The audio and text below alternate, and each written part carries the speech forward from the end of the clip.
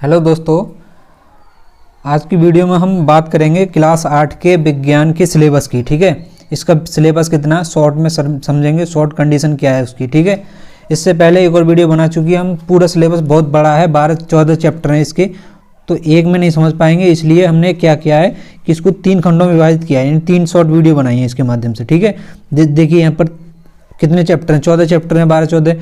तो हमने क्या किया है कि 4-4 के हिसाब से 3 वीडियो बना दी है, 4-3-12। उससे आराम से आप समझ सकेंगे, बड़ी वीडियो भी नहीं होगी और सारा सारांश को समझ लेंगे। सारांश के साथ हम उसको थोड़ा कंसेप्ट भी समझते चलते हैं, तो इसलिए थोड़ा टाइम लग रहा है दोस्तों, कोई बात नहीं है।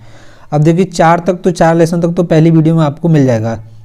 ठीक है, 4 लेसन तक तो मिल जाएगा, लेकिन यहाँ पर अब आगे स्टार्ट करते हैं 5 से।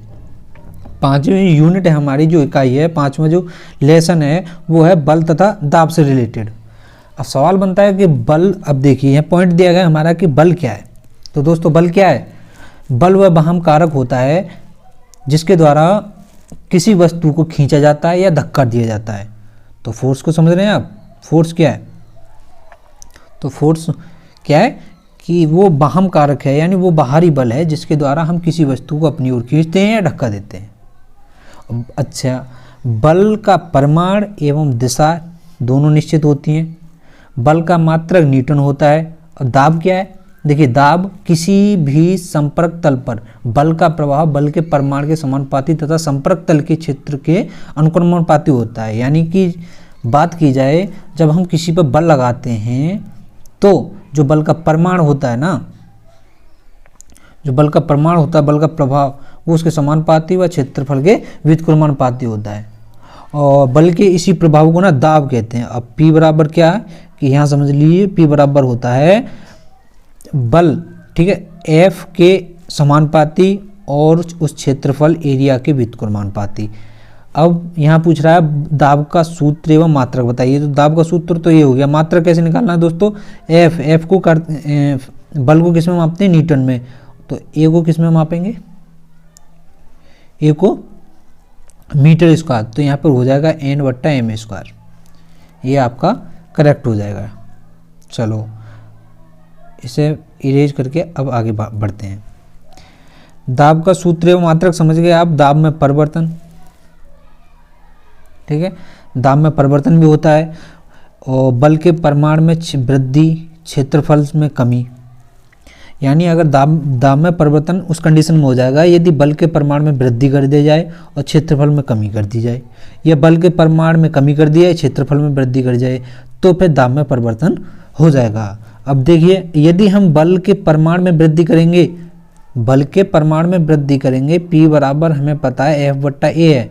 जब हम F में वृद्धि करेंगे तो दाब भी बढ़ेगा, और यदि हम A में वृद्धि करेंगे तो दाब घटेगा। ठीक है, तो ये बात आपको समझ में आना चाहिए। अगला पॉइंट क्या है? अगला पॉइंट है दैनिक जीवन में दाब का प्रभाव। जी, दाब के बहुत काफ़ी प्रभाव हैं। यदि हम सेब, सब्जी, मतलब जैसे सब्जियां वगैरह आदि यदि पेनी छुरी से काटें तो ये आसानी से कट जाती हैं। तो ये किसका प्रेशर है? ये दाब का ही तो प्रेशर है। मजदूर लोग सिर पर पगड़ी बांधकर आसानी से बोझा ढोले जाते हैं, क्यों? कि इसी के कारण है। ठीक है, तो दाब का प्रभाव, तो दाब का प्रभाव क्या है ये समझ गए आप। वायुमंडलीय दाब क्या होता है? अगला पॉइंट है वायुमंडलीय दाब। वायुमंडल के कारण पृथ्वी की सतह पर जो दाब लगाया जाता है, वायुमंडल के माध्यम से जो पृथ्वी की सतह पर दाब लगाया जाता है उसे वायुमंडलीय दाब कहते हैं। वायुमंडलीय दाब की दोस्तों विशेषता क्या होती है? देखिए, वायुमंडलीय दाब की विशेषता काफ़ी होती है। वायुमंडलीय दाब के कारण पृथ्वी की सतह पर मतलब प्रेशर रहता है ना, एक तरीका तो गुरुत्वाकर्षण। अच्छा, प्रमाणिक वायु दाब क्या है? समुद्र तल पर। तो प्रमाणिक दाब, समुद्र तल पर वायुमंडल का दाब जो है पारे के 176 सेंटीमीटर ऊंचे स्तंभ के दाब के बराबर होता है, और यही इसका प्रमाणिक वायु दाब है। और इसकी वैल्यू क्या होती है दोस्तों? आपको बताते चलें, इसकी वैल्यू होती है 1.013 × 10⁵ न्यूटन पर मीटर स्क्वायर होती है। न्यूटन पर मीटर स्क्वायर होती है। थोड़ा इससे हटाएं।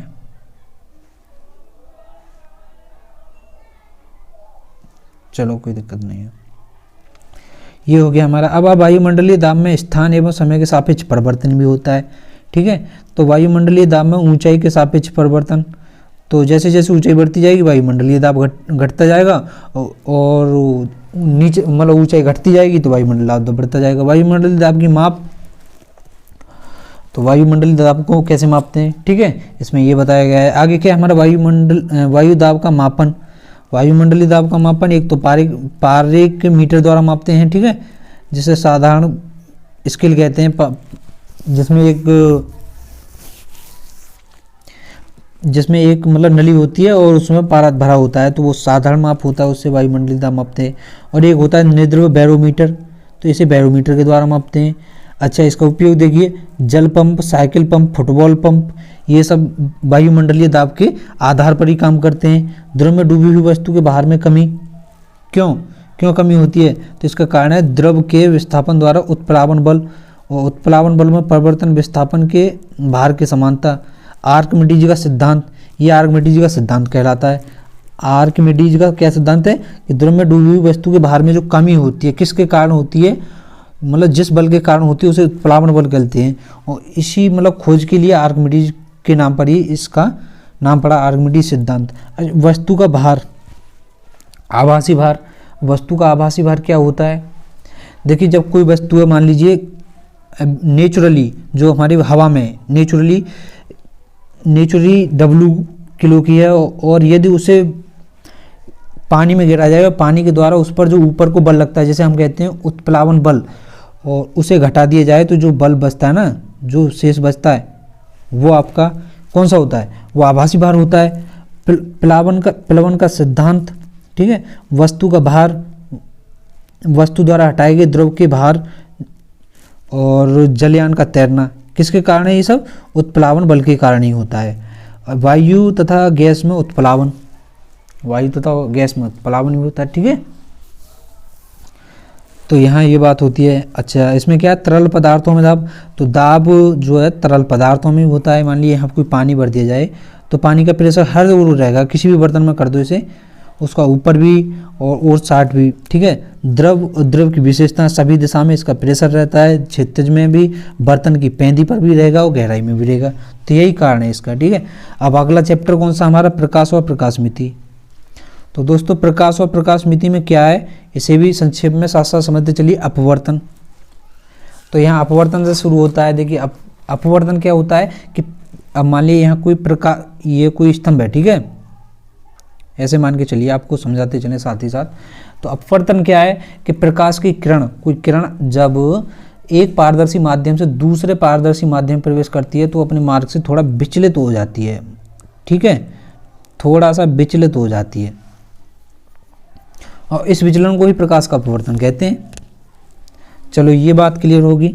अब क्या है कि दैनिक जीवन में अपवर्तन के उदाहरण, तो आपने काफ़ी देखे हैं इसके उदाहरण। तो तारों का टिमटिमाना मान लीजिए, है पानी में पड़ी हुई वस्तु, या कोई पेंसिल है या कोई सिक्का आदि का टेढ़ा दिखाई देना, तो ये इसके मेन उदाहरण हो गए। और लेंस द्वारा अपवर्तन, अब लेंस की बात आती है तो देखिए लेंस द्वारा अपवर्तन, उत्तल लेंस और अवतल लेंस। तो उत्तल लेंस कौन सा होता है, अवतल लेंस कौन सा होता है, ये आप अच्छी प्रकार से जानते हैं, क्लास 7 में और क्लास 6 में ये स्टार्ट है। लेंस का मुख्य अक्ष और फोकस, अब कोई लेंस है, इसका मुख्य अक्ष कौन सा होगा और फोकस क्या होगा, ये दो ना, तो फोकस यहाँ होगा, मुख्य अक्ष यहाँ होगा, और इसे केंद्र का कहते हैं। अच्छा, लेंस द्वारा प्रतिबिंब का बनना, लेंस द्वारा प्रतिबिंब का बनना, देखिए उत्तल लेंस द्वारा प्रतिबिंब विभिन्न स्थितियों में बन जाता है, ठीक है। उत्तल लेंस की तो कई 6 कंडीशन बनती हैं, जबकि अवतल लेंस द्वारा बने प्रतिबिंब की स्थिति हमेशा छोटी होती है, आभासी होती है, सीधी छोटी होती है, जो फोकस पर या फिर फोकस द्वारा प्रकाशीय केंद्र के मध्य रखी वस्तु की ओर बनती है, ठीक है। तो ये इसका हो गया अवतल लेंस का। लेंसों के संयोजन से प्रकाश यंत्रों का निर्माण, तो उनके द्वारा निर्माण होता है, जैसे कि सूक्ष्मदर्शी और दूरदर्शी का निर्माण। दृष्टि दोष और उपयुक्त लेंस द्वारा निवारण। दृष्टि दोष कौन कौन से होते हैं दोस्तों, 2 प्रकार के दृष्टि दोष होते हैं, दूरदृष्टि दोष और एक निकट दृष्टि दोष। तो इस एक अब आपको बताते चलें कि एक तो दूरदृष्टि दोष हो गया। दूरदृष्टि दोष में क्या होता है दोस्तों कि दूर की तो ठीक होती है लेकिन पास की सही नहीं होती, और जबकि निकट दृष्टि दोष में क्या होता है कि निकट की तो सही है लेकिन दूर की सही नहीं है। तो यानी ऐसा कोई वर्ड आ जाए ना तो समझ लो ये अपोजिट बोलता है। निकट का मतलब हो गया, निकट दृष्टि दोष का मतलब हो गया कि दूर की गलत है, निकट की तो सही है। इस प्रकार से समझ लीजिए। चलो आगे क्या है, सरल सूक्ष्मदर्शी और यौगिक सूक्ष्मदर्शी, मानव नेत्र, ये सभी सूक्ष्मदर्शी के प्रकार हो गए। अच्छा अगला क्या है हमारा पॉइंट ऑफ व्यू इसमें है प्रिज्म द्वारा प्रकाश का अपवर्तन। तो प्रिज्म द्वारा प्रकाश का अपवर्तन, जब हम किसी भी प्रिज्म पर, ये कोई प्रिज्म बना हुआ है और जब इस पर हम लाइट डालेंगे तो ये लाइट फैल जाती है इस प्रकार से और इसमें 7 रंग बन जाते हैं। तो यही चीज़ समझाएगी। ये प्रिज्म कैसा होता है, प्रिज्म दोस्तों ऐसा होता है। और प्रिज्म द्वारा अपवर्तन, अपवर्तित व निर्गत किरण वर्णक्रम का सामान्य परिचय इसमें दिया गया है। ठीक है, तो इन सबको अगर डिटेल में समझना है तो आपको हमने चैप्टर बाय चैप्टर प्रत्येक पार्ट को समझाया है डिटेल में, तो वहाँ जाके समझ लें। फिलहाल तो हम शॉर्ट में समझना चाह रहे हैं यहाँ पर। ठीक है, चलो अब छठा चैप्टर, तो यहाँ पर छठा जो चैप्टर है हमारा इकाई है वो तो यहाँ खत्म होती है। 7वें की बात करते हैं। तो देखिए 7वां हमारा चुंबकत्व है यानी मैग्नेटिज्म। तो इसमें क्या है, चुंबक के गुण, बात आती है चुंबक के गुण। इस चुंबक में क्या क्या गुण होते हैं दोस्तों, इसमें लोहे को या लोहे से बनी हुई वस्तुओं को अपनी ओर आकर्षित करने का गुण होता है और इनमें नॉर्थ और साउथ पोल होने की वजह से इसका प्रयोग हम चुंबकीय कंपास बनाने में करते हैं। तो ये इसके गुण हो गए। चुंबक के प्रकार, चुंबक कितने प्रकार की होती है, तो चुंबक उसकी आकृति के अनुसार अलग अलग नाम दे दिए जाते हैं। कोई नाल प्रकार की बना दी, कोई ए प्रकार की बना दी, जैसा मतलब जो उसका आकार दे दिया वैसे ही। कोई छड़नुमा बना दी, छड़ बना दी तो छड़नुमा हुई। चुंबक के उपयोग, भाई चुंबक के तो काफ़ी उपयोग हैं यार उसके, तो टेलीग्राफ, टेलीफोन, इन सब में क्या है, और विद्युत मोटर, विद्युत घंटी, लाउड स्पीकर, इन सब में आपने देखा होगा कि चुंबक का तो काफ़ी प्रयोग है। चुंबकीय आकर्षण और प्रतिकर्षण है। चुंबकीय आकर्षण, चुंबक की आकर्षण क्या है कि चुंबक में देखिए 2 पोल होते हैं, एक तो नॉर्थ पोल होता है ना, एक तो नॉर्थ होता है और एक कौन सा होता है, साउथ होता है।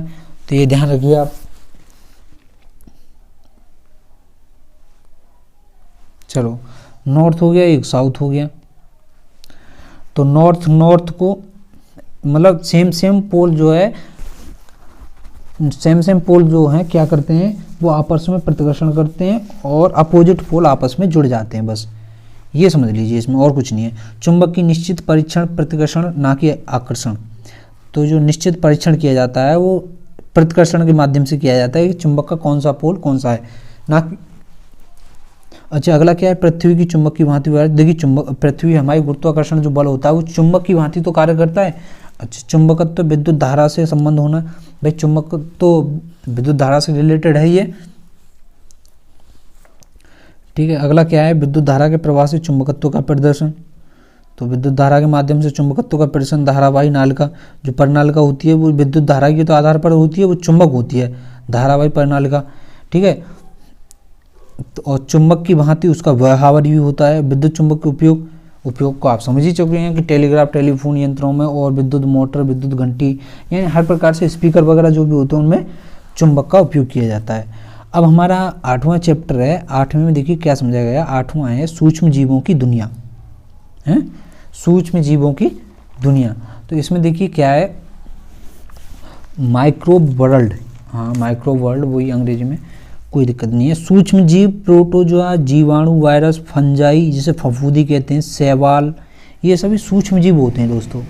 सूक्ष्म जीवों की उपस्थिति एवं विशेषता, देखिए सूक्ष्म जीव की उपस्थिति और विशेषता क्या है इसे समझिए। सूक्ष्म जीव समझ लिए प्रत्येक जगह मिलते हैं, ठीक है, प्रत्येक जगह मिल जाएंगे आपको। तो ये सर्वव्यापी हैं एक प्रकार से। सूक्ष्म जीवों द्वारा उत्पन्न रोग, इनके द्वारा काफ़ी उत्पन्न रोग होते हैं। जीवाणु द्वारा, जैसे कि यहाँ उदाहरण दिया, जीवाणु द्वारा कॉलेरा होता है, टाइफाइड, तपेदिक को टीबी बोलते हैं ना। और देखिए विषाणु, वायरस के द्वारा कौन कौन से होते हैं, चेचक, जुकाम, प्रोटोजोआ, मलेरिया, फाइलेरिया, इस प्रकार के रोग होते हैं वो वायरस के द्वारा। और संक्रमक के तरीके, मतलब संक्रमक का मतलब हो गया कि मतलब रोग को फैलने के तरीके क्या हैं। वायु द्वारा जुकाम फैलता है, इन्फ्लुएंजा हो जाता है। दूषित जल द्वारा क्या होता है, मिट्टी द्वारा, दूषित जल द्वारा भी रोग फैलते हैं। मिट्टी द्वारा, संक्रमित व्यक्ति द्वारा रोगाणुओं का स्थानांतरण, जैसे मलेरिया, फाइलेरिया, इनका स्थानांतरण हो जाता है। और देखिए रोगों से बचाव कैसे क्या करना है आपको, तो इसमें ये जानकारी दी गई है, मिट्टी तथा जल को प्रदूषण मुक्त करके, यानी मिट्टी और जल को प्रदूषण मुक्त रखना चाहिए। रोग बाग मक्खी मच्छर पर नियंत्रण करके, मक्खी मच्छरों पर नियंत्रण रखना चाहिए, नियंत्रण करके, और स्वच्छता की आदतों के माध्यम से स्वच्छ रहना चाहिए, साफ सफाई रखनी चाहिए। प्रतिरक्षण टीकाकरण जैसे कि पोलियो, बीसीजी, ये सभी क्या है, टीका हैं। डीपीटी आगे एंटीबायोटिक इनोकुलेशन संक्रमण की रोकथाम करता है, ठीक है।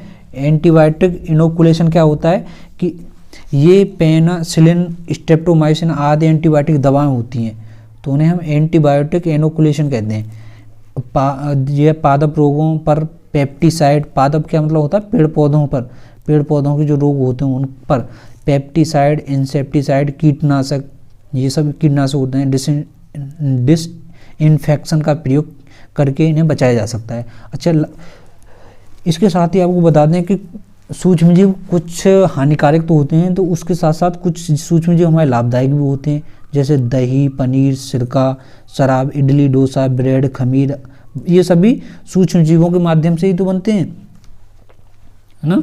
अच्छा, अगला क्या है, एंटीबायोटिक पदार्थ जैसे नाइट्रोजन स्थिरीकरण, जीवाणु, है ना। सूक्ष्म जीवों द्वारा कार्बनिक पदार्थ का अपघटन, कार्बनिक पदार्थ यानी कुछ सले गड़े होते हैं जो मतलब जीव जंतु मर जाते हैं, तो उनका क्या है कि सूक्ष्म जीवों द्वारा तो अपघटन होता है। अपघटन मतलब उनका सड़ाना, गलना, ये सब सूक्ष्म जीवों के माध्यम से होता है। भोजन के रूप में प्रयोग जैसे मशरूम, ईस्ट, शैवाल, ये सूक्ष्म जीव होते हैं। मशरूम देखा ना आपने, मशरूम तो आपने सब्जी बनती है ना इसकी, तो देखिए ये सूक्ष्म जीव ही होता है एक तरीके से। ईस्ट, शैवाल, ये सभी क्या है, इनका भोजन के रूप में उपयोग करते हैं। उद्योग धंधों में प्रयोग जैसे चमड़ा, सिरका, दवाओं, एल्कोहल के निर्माण में इनका प्रयोग किया जाता है। सूक्ष्म जीवों से बचाव हेतु सामग्री का उचित रखरखाव रखना चाहिए। फैब्रिक तथा चमड़े के सामानों को कैसे रखरखाव करना चाहिए कि देखिए चमड़े को सामान को आप धूप में सुखाना चाहिए। चमड़े का सामान अगर धूप में सुखाने से उसके कीटाणु मर जाते हैं। टिम्बर को सूक्ष्म जीवों से बचाव हेतु उसे पेंट करना चाहिए, ठीक है। किसी मतलब टिम्बर वगैरह जो होते हैं हमारे, रेलिंग वगैरह, उनमें पेंट कर देना चाहिए। मतलब वैसे जो खाने पीने की चीज़ें होती हैं, भोजन को रेफ्रिजरेटर स्टेरिलाइजेशन द्वारा सुरक्षित रखकर रखना चाहिए। भोजन को रेफ्रिजरेटर वगैरह में रखोगे तो आप उससे सूक्ष्म जीव कम आते हैं, बैक्टीरिया वगैरह। और भोज्य पदार्थों को उबाल कर खाना चाहिए, ये कंडीशन बताइए, ठीक है। और पुस्तकों, वस्त्र आदि में कीटनाशक दवाओं का प्रयोग करना चाहिए। जैसे कि आपने देखा होगा ना, आप गैमेक्सिन की गोली, वो टैबलेट देखिए, गोलियां आती हैं जो गैमेक्सिन की, तो उनके द्वारा पुस्तकों वगैरह कपड़ों में लगा देते हैं, उन्हें छोटी छोटी गोलियां होती हैं इस प्रकार से, सफ़ेद सफ़ेद सी होती हैं जो रुई के आकार की, तो गैमेक्सिन की गोलियां होती हैं। उनसे क्या है कि कीट नहीं आते हैं, छोटे मोटे कीट। अच्छा, तो देखिए दोस्तों, वीडियो ज़्यादा बड़ा ना हो इसलिए यहाँ समाप्त करते हैं, और फिर अगले वीडियो में जानेंगे कि नवी चैप्टर, नमा इकाई जो है नवी विद्युत धारा से रिलेटेड, और 10वीं, 11वीं, 12वीं, 13वीं अगली में समाप्त कर देंगे। शॉर्ट वीडियो के माध्यम से इसी प्रकार से हम सभी को समाप्त करते हैं। Thanks for watching this video. और दोस्तों, अगर ये वीडियो अच्छा लगा हो तो दोस्तों के साथ ज़रूर शेयर करना। धन्यवाद।